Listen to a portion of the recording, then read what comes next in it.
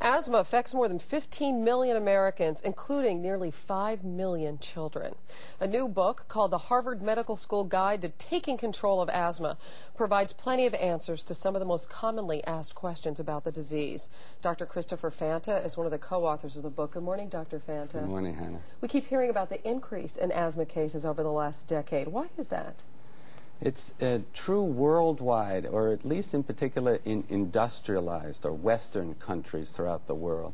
And the easy answer would seem to be, oh, it must be air pollution that is increasing. But that's not correct. And so alternative theories include the following. One is that we spend more time indoors, exposed to those allergens that trigger allergic-type responses, including allergy of the bronchial tubes or asthma. The other interesting theory is that as our world has become more germ-free, we're exposed to fewer infections that would drive the immune system away from allergic reactions in the lungs.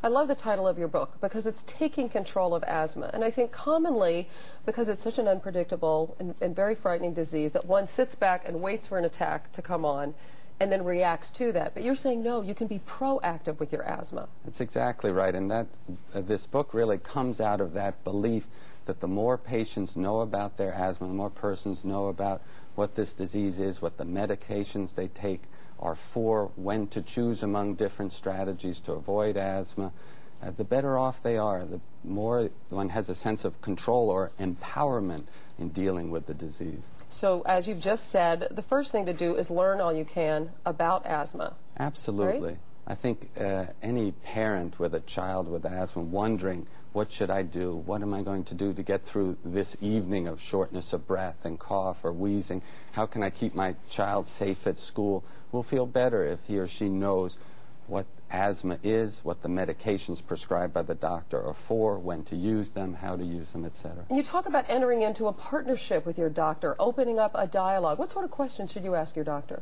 I think it's very important when you spend time with the physician. It's a great source of information about your asthma.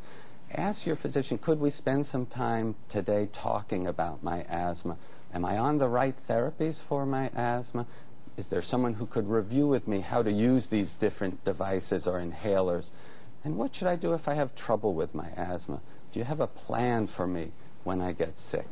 You talk about preventing asthma attacks before they occur. There are medications available to do that now. There are many good strategies, really, to prevent asthma, beginning with identifying those things that stimulate your asthma and spending time at making an effort avoiding them in your home, in your workplace, in your child's school.